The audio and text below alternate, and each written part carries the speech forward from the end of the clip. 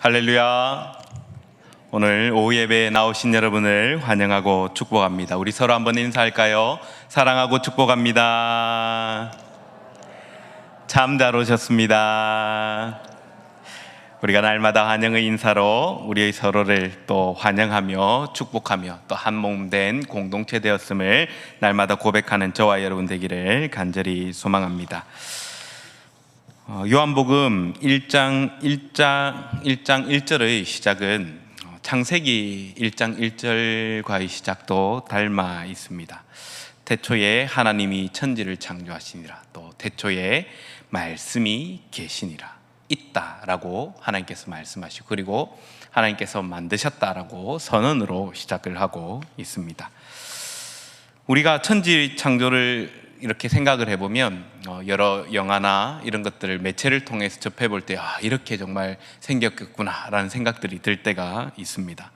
우리가 있는 천지 만물 모든 것들이, 없었던 것들이 하나님의 말씀으로 하나하나 채워지는 것들을 생각해 볼 때에 우리의 가슴이 하나님, 이 세상을 만드신 그 하나님께서 나의 아버지 되시고 나를 만드신 분이시구나 라는 그 내용들로 우리의 가슴도 함께 뜨거워집니다.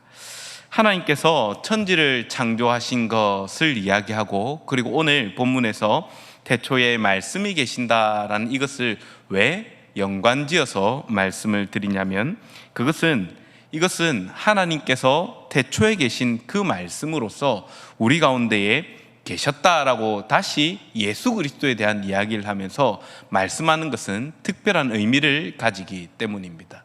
왜냐하면 예수 그리스도에 대해서 이야기를 할 때에 우리는 약 2000년 전 어느 순간 갑자기 하나님의 약속을 성취하기 위하여 오신 분으로 생각하고 해석하기 쉽지만, 요한복음에서는 우리가 이렇게 간과하기 쉬운 부분에 대해서 정확하게 언제부터 그러면 이 예수님께서 계셨느냐라고 주석해 주기를, 태초에 말씀이 계시니라, 즉 아무것도 있기 전에 삼위일체 하나님으로 어느 분 성부, 성자, 성령 이렇게 이야기를 하니까 우리가 성부께서 먼저 있었고 성자께서 2000년 전에 이렇게 오셨고 성령께서는 그 전에부터 있긴 있었지만 우리 가운데 오셨고 이렇게 이야기를 하고 있는 것이 아니라, 요한복음에서는 너무나도 분명하게 태초에 말씀이 계셨다라고 그렇게 말함으로써 우리가 다른 생각을 할 수 있는 여지를 차단하여 주고, 이 태초에 계신 말씀이 누구이신가로 오늘 요한복음 1장의 말씀을 풀어가고 있습니다. 즉 하나님께서 천지를 창조하실 때에 예수님께서는 안 계셨던 것이 아니라 그 천지에 계신, 그 천지를 만드신 하나님께서 천지를 창조하실 때에 말씀으로 창조하셨다라고 이야기할 때 이 말씀 역시 우리 주 예수 그리스도를 예표하며, 그리고 삼위일체 하나님께서 함께 사역하셔서 온 세상을 창조하셨음을 우리는 충분히 알 수 있는 근거가 됩니다. 왜 오늘 이 예수님의 이야기를 하면서 태초에 계신 말씀을 가지고 와 요한이 이야기하고 있겠습니까? 그것은 삼위일체 하나님, 즉 예수 그리스도를 하나님으로 믿지 않는 그때 당시에 많은 유대인들에게 아니야, 구약에서부터 너희가 읽어왔던 그 말씀에서 이야기하였던 그 하나님, 삼위일체 하나님, 말씀으로 계셨고 하나님의 신이 운행하였던 것처럼 삼위일체 하나님 되신 그분이, 이 말씀으로 오신 예수님이 독생하신 하나님으로서 우리 가운데 나타나셨다라는 것을 구약에 있는, 이미 창세기에서 그들이 믿고 있는 모세오경의 시작으로부터 예표되어져 있었고 이미 나타나고 있었다는 것을 말함을 통하여 믿지 않는 이들에게, 그리고 예수 그리스도를 주로 고백하지 않는 이들에게, 아니야, 이분이야말로 참으로 창세 전부터, 태초부터 계신 그 하나님이시다라는 것을 설명하기 위하여 이렇게 말하고 있습니다. 하나님께서 말씀하실 때에 말씀 그대로 하나씩 하나씩 이루어졌습니다. 하나님께서 온 지면에 하나님의 신으로 운행할 때에 성부의 뜻을 따라서 성부, 성자, 성령 하나님이 협의 아래서 온 세상은 만들어졌습니다. 아울러 창세기 1장 26절에서는 삼위일체 하나님이 형상을 따라 사람을 만드시기에 이르렀습니다. 하나님께서 사람을 만드실 때에 우리 형상을 따라 우리의 모양대로 우리가 사람을 만들고 그들로 바다의 물고기와 하늘의 새와 가축과 온 땅과 땅에 기는 모든 것을 다스리게 하자 하시고 사람을 창조하셨습니다. 여기에서 사람이 등장하고 그리고 사람이 등장한 이후에 오늘 본문에서 말씀이 계신다라는 것은 반드시 연결되어야 되는 사건이죠. 왜냐하면 말씀으로 계셨던 그 예수님께서 이 땅에 오셔야만 하는 이유가 바로 이때 창세기 26장에 만들어진 사람 때문입니다. 하나님께서 사람을 만드시고 다스리라고 명령하실 때에 단순히 그것을 만들었으니까 너한테 맡겨놓을게로 끝난 것이 아니라 하나님께서는 여전히 온 세상의 주인이시고 그리고 온 세상의 주인이시기에 위탁하여 놓은 그 다스림을 관리하시고 감독하는 그 일까지 하나님께서 늘 뒤에서 지켜보고 계셨다라는 겁니다. 뿐만 아니라 이 28절에서 창세기 1장 28절에서 하나님께서 다스리고 하신 이후에 그 이후에도 사람이 다스리는 것으로 끝을 맺어버리시는 것이 아니라 창세기 1장 30절에서는 하나님께서 말씀하신 것이 그대로 되었다 하고 사람으로서 완성되는 것이 아니라 하나님의 말씀대로 그 다음 일들이 착착 진행되는 것을 가지고 하나님께서 창조하신 것을 완성하는 것으로 말씀은 기록하고 있습니다. 사람이 세상을 다스리고 통치하였던 것은 자신의 능력과 자신의 힘으로 다스리고 통치하였던 것이 아닙니다. 다만 하나님께서 그에게 권위를 주시고 하나님의 형상대로 만드셨음을 따라서 하나님의 다스림을 동일하게 부여받았고 하나님께서 주시는 권능을 가지고 그가 위탁받은 왕이라는 것을 잊지 않아야 하죠. 그러하기에 하나님께서 이 사람에게 주신 말씀을 대로 경작하고 지키는 것 역시 사람에게 주어진 것은 하나님께서 말씀하신 말씀대로 주어진 것이요, 그리고 온 천지 만물이 사람에게 순종하고 복종하였던 것은 자신의 능력과 힘을 통해서 이루어진 것이 아니라 오직 하나님의 명령을 따라 온 세상이 사람에게 굴복하고 복종하며 심지어 그를 왕으로 섬기는데 그가 지어준 이름 하나하나가 그 일컫는 대로 이름이 된 것에서도 우리는 충분히 사람의 권위가 어땠는지 알 수 있습니다. 이 모든 권위의 출발은 사람이 아니라 하나님의 말씀으로부터 나와 있었습니다. 그러나 하나님께서 사람에게 온 천지 만물을 다스리라고 말씀하실 때에 사람에게도 동일한 명령을 하나 주셨습니다. 우리가 다 알고 있는 바와 같이 너는 선악을 알게 하는 나무의 열매는 먹지 말라. 하나님께서 그 많은 것을 주신 것이죠. 이건 역시 하나님 약속의 말씀입니다. 먹는 날에는 네가 정령 죽으리라. 하나님께서 약속하심이죠. 하나님께서는 너에게 다스리라는 것과 그리고 이것을 지켜서 먹지 말라라고, 먹으면 죽는다라는 약속을 함께 주셨습니다. 그러나 공교롭게도 사람은 이 약속을 부여받았음에도 불구하고 이 약속을 지키기는커녕 그 약속을 넘어서서 하나님께 대적하고 하나님을 반역하는 지경에 이르게 됩니다. 자신의 직분, 즉 하나님께서 지키라 명하신 그 직분을 버리는 자가 되었고 하나님의 말씀에 귀 기울이는 대신 원수의 음성에 귀 기울이는 자, 즉 마귀의 음성에 귀 기울이는 자가 되어 하나님을 함께 반역하는 자 되고 말았습니다. 결과적으로 사람은 하나님께 불순종함으로 나아가게 되었고 그리고 하나님을 떠나버리는 존재가 되었습니다. 처음 사람을 만드셨을 때 하나님 말씀을 따라서 그는 하나님과 연합하는 존재였고 하나님의 형상을 닮은 존재였고 하나님과 교제하는 존재였으나 더 이상 그는 하나님 말씀에 불순종함으로 연합할 수 없고 하나님과 함께 할 수 없는 존재로 그의 존재 자체가 어그러져 버렸습니다. 하나님의 말씀을 버림으로 그 말씀이 더 이상 그에게는 의미 없는 말씀이 되어버렸기 때문입니다.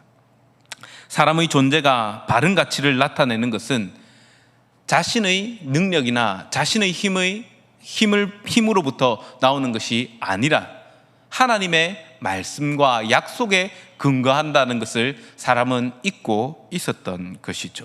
오직 사람이 하나님과 교제할 수 있는 유일한 방법은 그 말씀을 듣고 그 말씀을 순종하고 그 말씀을 믿음으로 살아가는 것밖에 없습니다.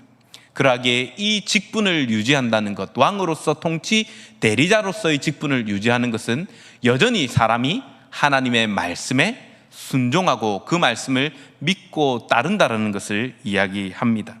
아담이 순종하였을 때는 거룩한 존재였고 하나님을 닮은 존재였고 하나님의 형상으로서 나타나는 존재였지만 그러나 이 안식 안에 있었던 사람이 불순종하였을 때에 하나님 말씀 밖으로 쫓겨나 오히려 하나님과 거룩한 연합에서부터 벗어나는 존재, 즉 사단이 이 연합을 공격함으로써 거룩한 연합을 깨어버림으로 말미암아 더 이상 사람과 하나님은 함께 연합할 수 없도록 하나님께서 그 말씀 가운데 약속 가운데 있는 사람이 아니라 약속 밖에 있는 사람을 버릴 수밖에 없는 형편을 만들어 버렸습니다.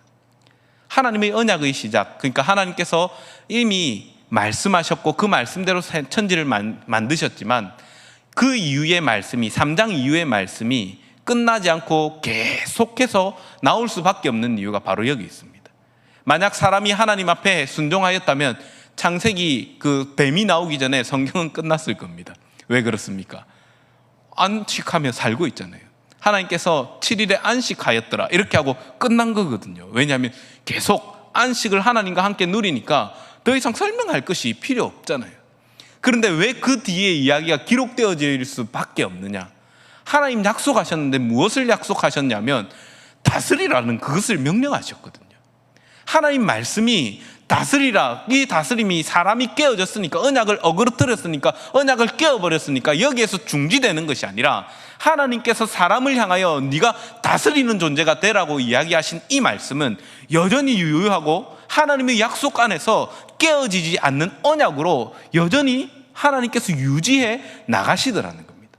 그러면 어떻게 사람이 하나님의 언약을 버리고 자기 마음대로 그 길들을, 반역의 길을 갔는데 어떻게 그렇게 갈 수 있단 말입니까? 아담은 말씀을 믿고 순종함으로 그것을 이루는 자가 될 수 있었지만 그는 실패하였습니다. 하나님 나라를 지키는 자 되어야 함에도 불구하고 하나님 나라를 지키는 자가 아니라 오히려 하나님 나라를 공격하는 자가 되어버리고 말았습니다. 하나님의 말씀을 파수하고 그 동산 가운데에 실과를 따먹기 위하여 침범하는 자들이 나왔을 때에 그들을 막는 자가 되어야 하였으나 그 스스로 그것을 먹는 자가 됨으로 하나님을 반역하는 자가 되어버리고 말았습니다. 구약 성경의 내용이 바로 이 내용이죠. 태초에 계신 하나님의 말씀이 계셨는데 그 말씀을 반역한 그 사람을 하나님께서 어떻게 회복시키는가의 역사가 구약의 내용.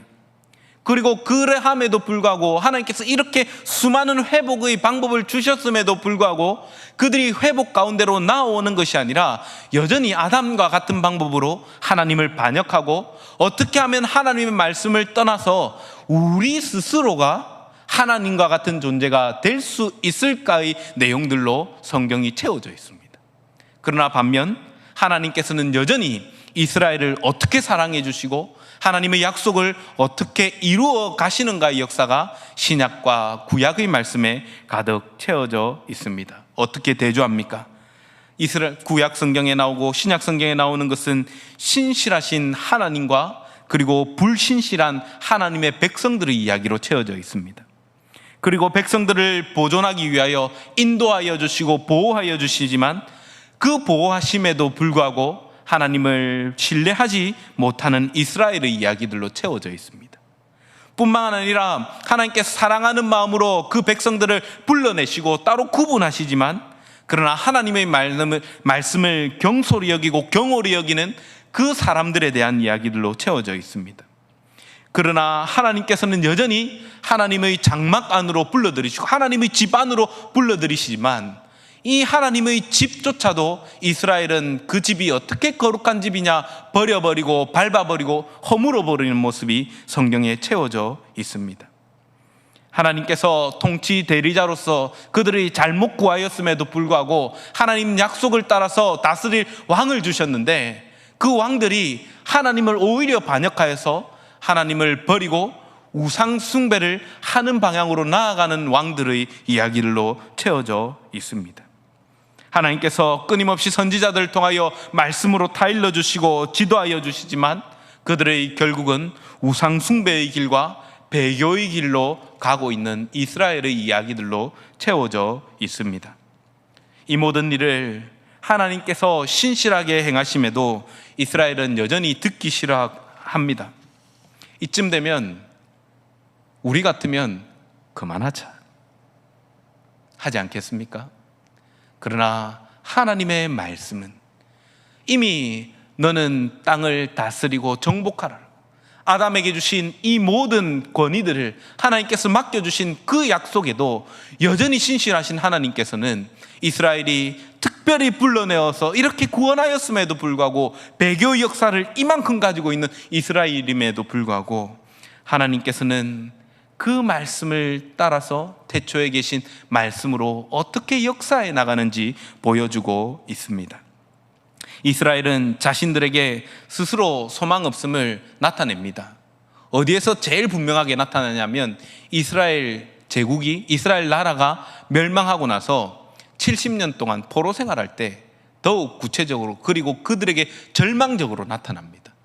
하나님 언약하여 주셨고 그 언약대로 지켜 행하면 회복시켜 주겠다 말씀하심에도 불구하고 그들이 스스로 하나님의 언약을 버리고 심지어 하나님의 언약의 말씀을 증거하는 증인들에게 뭐라고 하냐면 너는 그만하라, 나는 그 말씀 듣지 못하였다라고 거짓 선지자가 일어나서 오히려 참 선지자, 하나님 보내신 선지자의 뺨을 때리는 것이 이스라엘 백성들이에요. 구덩이에 던져버리는 것이 이스라엘 백성이었다는 겁니다. 이쯤 되면 끝나야 되지 않습니까? 스스로 포기했습니다.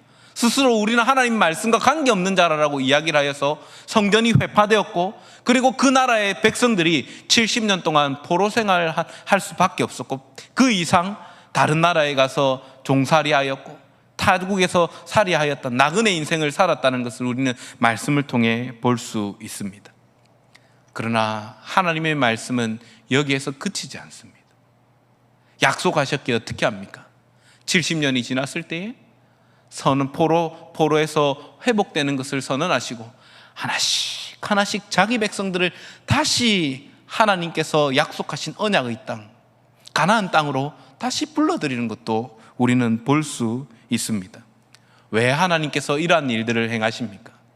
하나님 약속에 신실하시고 하나님께서 말씀하신 그것은 말씀 자체가 하나님이시기에 하나님께서 그 말씀을 이루시기에 주저함이 없으시고 그 말씀을 이루시기 위하여 열심으로 하나님의 열심을 가지고 이 모든 일들을 성취해 나가는 약속에 신실하신 하나님이시기 때문입니다.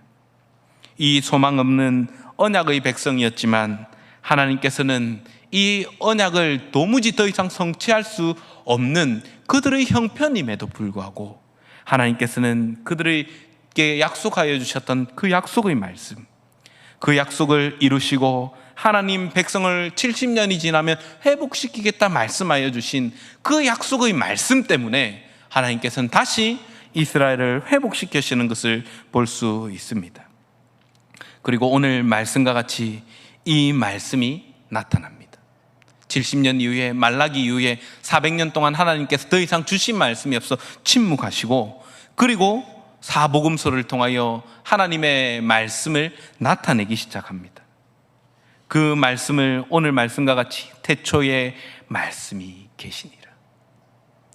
하나님께서는 이 말씀에 대해서 끊임없이 증거하였고 말씀하였고 예언하셨지만, 선지자들을 보내어 내가 이 하나님이다, 내가 너희를 이렇게 사랑하는 하나님이라 말씀하였지만 그들이 듣지 않자 하나님께서는 태초에 계신 그 말씀, 이 하나님의 말씀을 종국에는 18절에서 이야기하는 하나님을 본 사람이 없어되 아버지의 품속에 있는 독생하신 하나님이 나타내셨느니라.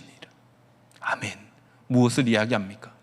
하나님께서 말씀으로만 이제껏 그 백성들에게 내가 너희와 함께 한다라고 말씀을 하니까 이스라엘 백성들이 그 말씀이 무엇인지 어떤 가치를 가지고 있는지 이해하지 못하고 그들이 알지 못하니까, 그들이 하나님의 말씀을 받지 못하니까 하나님께서 그들에게 더 이상 소망이 없음을 아시고 그 백성들에게 하나님께서 소망의 빛을 비춰주시고 말씀의 빛을 통하여, 즉 예수 그리스도를 이 땅에 보내어주심을 통하여 살아있는 말씀, 육신으로 오신 그 말씀을 통하여 자기 백성들에게 나타내기까지 그 백성들에게 하나님의 약속을 이루어 나타내십니다.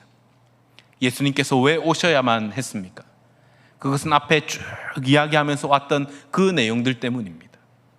하나님께서는 태초부터 계신 그 말씀으로 우리와 함께 하셨고, 창세전부터 우리를 택하셨고 하나님 백성을 택하셔서 자기 백성으로 삼으셨지만, 그 백성은 완악하여 하나님의 말씀이 하나님인지 알지 못하고 그 말씀을 믿지 못하고 그 말씀대로 따라 살아가지 못하니 연약한 인생들을 그냥 내버려 두시는 것이 아니라 눈에 보이는 말씀, 즉 하나님께서 친히 약속을 이루시지 않고서는 그 백성들에게 소망이 없고 그 백성들과는 더 이상 연합할 수 없기에 이 갈급한 심령, 이 사랑하는 마음을 가지고 하나님께 친히 태초에 계신 그 말씀 대신 우리 삼위일체 아버지 하나님께서, 삼위일체 되신 하나님께서 친히 이 땅 가운데 내려오실 수밖에 없다라는 것을 이야기하는 것이 바로 요한복음 1장 1절에 나오는 이 말씀입니다. 사랑하는 여러분, 요한복음 1장 1절에 나오는 태초에 계신 말씀, 그리고 말씀이 육신이 되어 나타난 이 말씀, 우리는 너무나 잘 알고 있는 것 같이 이 육신으로 오신 말씀은 우리 주 예수 그리스도를 의미합니다. 앞에 첫째 아담의 실패에 대해서 언급하였습니다. 왜 첫째 아담의 실패가 언급될 때에 말씀이 끝나지 않는다 했습니까? 하나님께서 그 말씀을 붙들고 그 약속을 붙들고 계셨기 때문이라 하였습니다. 그리고 하나님 말씀은 예수 그리스도를 향하여 둘째 사람, 둘째 아담이라고 말씀해 주십니다. 처음 사람은 실패하였지만, 처음 사람은 죽은 가운데로 나아갈 수밖에 없었지만, 둘째 사람 우리 주 예수 그리스도로 말미암아 하나님의 계획, 하나님의 백성으로 하여금 세상을 다스리시고 통치 행위를 회복시키고자 하시는 그 하나님의 놀라운 약속을 나타내셔야 하였기에 우리 주 예수 그리스도를 이 땅에 보내셔야만 하였습니다. 이것은 예수 그리스도께서 순종함으로 사람의 죄를 대속함입니다. 죽음으로 죄의 책임을 지불함으로써 우리가 당하여야 할 그 모든 죽음에 대한 책임을 더 이상 우리에게 던져놓으시지 아니하시고 친히 독생하신 하나님께서, 우리 주 예수 그리스도께서 우리의 모든 죄책을 스스로 떠안으시고 더 이상 우리로 하여금 그 죄에 대해서 책임을 묻게 하시는 것이 아니라 스스로 말씀하신 것 같이 내가 너희를 다스린 자 되게 하겠다, 네가 다스린 자 되라라고 말씀하신 그 약속의 말씀을 예수께서 모든 죄짐을 지고 가심으로 오늘 우리를 다시 자녀의 신분으로 회복시키시고 하나님 자녀의 신분과 하나님 백성의 신분을 회복시킴을 통하여 저와 여러분들에게 독생하신 이 예수 그리스도를 통하여 하나님의 언약의 말씀을 회복시키시기 위하여 우리 주 예수 그리스도를 보내셨습니다. 우리는 죄로 죽은 존재들입니다. 우리 힘으로는 하나님 앞에 도무지 나아갈 수 없는 존재입니다. 그러나 태초에 계신 그 말씀은 오늘 말씀에서 이야기하고 있는 것과 같이 우리를 죄에서 건져주시고 저와 여러분들의 죄를 대신하여 죽으셨습니다. 요한복음 1장 4절에서는 이렇게 이야기하죠. 그 안에 생명이 있었으니 이 생명은 사람들의 빛이라. 아멘. 무엇을 이야기합니까? 이 빛이 생명입니다. 생명이 그 안에 있었으니 생명은 사람들의 빛입니다. 우리 주 예수께서 빛으로 오셨고 생명으로 오셨다는 것을 요한은 너무나도 분명하게 말하고 있습니다. 미혹하는 것은 예수 그리스도를 죽임으로 자신들이 승리하였다라고 착각하였죠. 왜 그렇습니까? 말씀이 육신이 되어 오셨잖아요. 그러면 그 육신이 되어 오신 예수께서 모든 것을 다 이기고 살아있는 채로 죽음도 이기고 마귀도 이길 줄 알았는데, 마귀가 예수 그리스도를, 그 생명을 끊어버렸으니 자기가 승리했다라고 착각하는 것도 너무 당연한 일입니다. 그러나 하나님의 계획은 죄책을 감당해야 되는 사람에게 그 죄책을 맡겨두는 것이 계획이 아니라, 하나님께서 사람을 보내실 수밖에 없었던 것이 더 이상 회복할 수 없는 지경에 이르러 있는 이 사람들로 하여금 태초에 계신 그 말씀, 이미 약속하셨던, 사람에게 약속하셨던 너희로 세상을 다스리는 자 되게 하겠다라는 그 약속의 말씀을 회복시켜서 하나님과 교제하고, 하나님께서 처음 사람을 만드실 때에 이 사람으로 하여금 안식하게끔 만들어 놓았는데, 안식하지 못하는 이 존재, 저와 여러분 사람을 향하여 다시 예수 그리스도를 통하여 태초부터 계셨던 그 말씀이 이 땅 가운데 오심을 통하여 저와 여러분들이 여전히 안식함을 누리도록, 하나님의 그 평안 안에 하나님 나라 가운데 살아갈 수 있도록 그 아들, 독생하신 우리 주 예수 그리스도를 사람의 모든 죄과를 짊어지게 하기 위하여 이 땅 가운데 보내셨다는 것이 태초에 계신 그 말씀이 육신이 되어 우리 가운데 오신 예수 그리스도입니다. 사랑하는 여러분, 우리는 자꾸만 우리 자신들을 볼 때에, 또 하나님 말씀을 볼 때에 그냥 그래 우리가 예수님 믿지, 마치 주술적인 것이고 죽고 나면 가는 것으로 생각하기 쉽습니다. 그러나 하나님께서는 저와 여러분들 가운데 이 땅 가운데서도 안식하는 존재로 살아가기 하기 위하여 저와 여러분들 가운데 태초부터 계신 그 말씀, 언약의 말씀의 성취자 되시는 예수 그리스도를 우리 가운데 보내셨음을 날마다 고백하는 성도가 됩시다. 세상은 자꾸만 우리의 어떠함 때문에 이야기합니다. 네가 예수 믿는 사람이 그럴 수 있냐? 네가 어떻게 예수 믿는 사람으로 그렇게 마음대로 행동할 수 있냐? 어느 사람 때문에 내가 교회 못 가겠다 이야기할 수도 있습니다. 그때 우리는 가슴을 치며 회개하여야겠지요. 그러나 여기서 또 하나 생각하고 우리가 말씀을 통하여 꼭 발견해야 될 것이 있죠. 무엇입니까?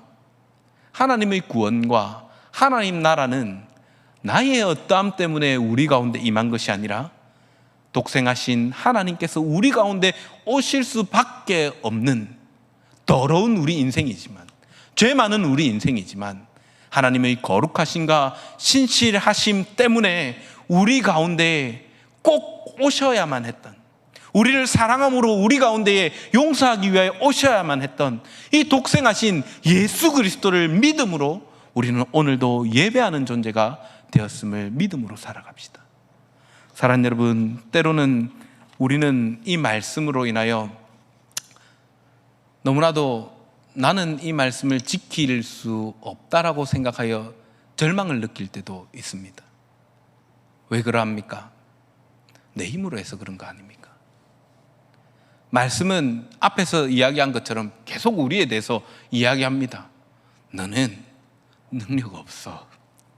너는 자격도 없고, 너는 할 수 있는 것 없는 거 알고 있다라고 우리 아버지께서는 말씀하십니다. 그런데 이것이 우리에게 위로가 됩니다. 왜 위로가 됩니까? 태초부터 계신 그 말씀이 우리 가운데 오실 수밖에 없는 이유가 바로 여기 있거든요.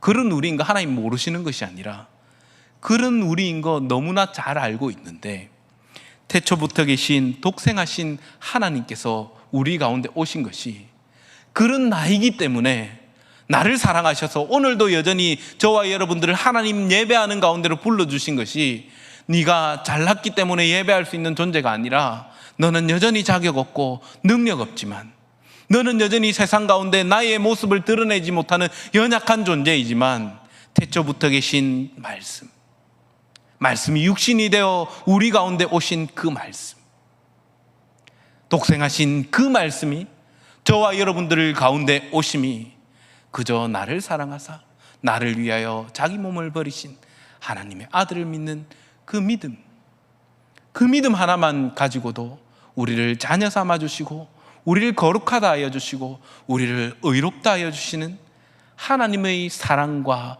언약을 나타내시기 위하여, 그리고 그것들을 자랑하게 하기 위하여 저와 여러분들 가운데 이 독생하신 아들 예수 그리스도를 보내주셨음을 믿습니다. 그러하기에 사랑하는 여러분, 오늘 요한복음 1장에 나오는 이 태초에 계신 말씀을 날마다 기억하는 성도가 됩시다. 우리는 연약하여서 자꾸만 이 모든 근거, 성도로서의 삶의 모든 책임과 모든 것들을 우리 자신에게 전가시키려고 하는 악한 습성을 그대로 가지고 있습니다. 우리가 먼저 인정해야 될 게 뭐냐면 지난해나 다 죄인이라는 겁니다. 옆에 있는 어떤 이들이 있을 때에 나의 눈에 벗어나고 나의 생각을 넘어서는 이에게 저렇게 하면 되냐고 라고 생각을 하는 것이 아니라요, 그 화살은 누구에게요? 나 자신에게. 타인이 아니라 나에게 내가 이렇게 보잘것없는 존재이고 나는 이렇게 무능력한 존재이고 나는 아무것도 할 수 없는 존재인데, 이런 나에게, 가치 없는 나에게, 아담과 같은 나에게, 하나님을 반역하는 나에게 우리 주 예수께서 이 땅 가운데 오셔서 나의 모든 죄가를 던져버리시고 나의 주인이 되어주시고 나를 깨끗게 하여 주셨다는 이 유일한 소망 대신 독생하신 우리 주 예수 그리스도를 붙들고 살아가는 성도가 됩시다. 사랑하는 여러분, 우리에게 자랑할 건 뭐 있겠습니까? 요한이 왜 처음에 말씀을 시작하면서 수많은 요한에는 하나님의 복음의 진수들이 들어가 있습니다. 그런데 유독 말씀을 시작하면서 태초에 말씀이 계시니라라고 말씀하며 이 말씀을 여는 이유가 무엇이겠습니까? 하나님의 말씀 외에, 이 예수 그리스도께서 약속을 따라 오셨다는 것 외에 우리에게는 소망이 없다는 것, 그리고 이 유일한 복음이 우리가 읽고 있는 이 성경, 하나님의 말씀에 있다라는 것을 가르치기 위하여 요한은 태초에 계신 말씀을 통하여 우리 주 예수 그리스도를 가르치고 증거하였고 증언하였습니다. 사랑하는 여러분, 우리는 이 요한복음을 통하여 하나님의 말씀을 더욱 깊이 알아가는 성도가 됩시다.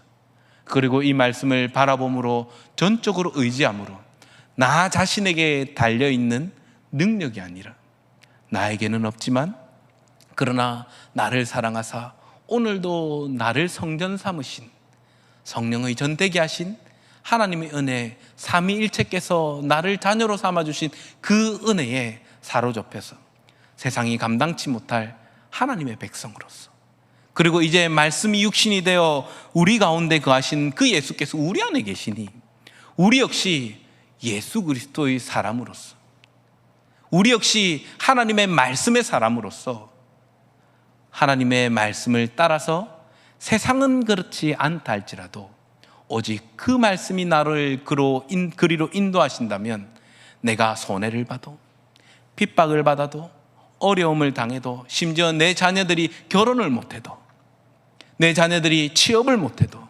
내가 직장에서 잘려도, 내가 먹고 살기 힘들어도 하나님 말씀을 붙들고 살아감으로 우리의 유일한 소망이 우리 주 예수 그리스도로부터 나왔음을 날마다 증거하며 살아가는 저와 여러분 되기를 간절히 소망합니다. 아버지 하나님, 감사합니다. 우리는 연약하며 부족하여 하나님 앞에 아무것도 할 수 없는 존재임을 고백합니다. 하오나 태초에 계신 그 말씀이 우리 가운데 거하시며 죽을 수밖에 없는 우리들이오나 우리를 사랑하여 주시며 우리 가운데에 함께하여 주심으로 우리로 하나님 백성 되게 하셨음을 믿음으로 나옵니다. 자격 없는 우리에게 유일한 위로 되신 우리 주 예수 그리스도를 주셨사오니 우리의 유일한 소망 되신 우리 주 예수님을 더욱 의지함으로 살아가는 거룩한 백성 되게 하여 주옵소서. 때로는 말씀을 따라 살아가는 것이 우리에게 괴로움처럼 느껴질 수 있지만 괴로움이 아니라 우리에게 주신 하나님의 복이요 우리의 소망임을 믿음으로 담대히 살아가는 거룩한 백성 되게 하여 주옵소서. 감사하고 예수님 이름으로 기도합니다. 아멘.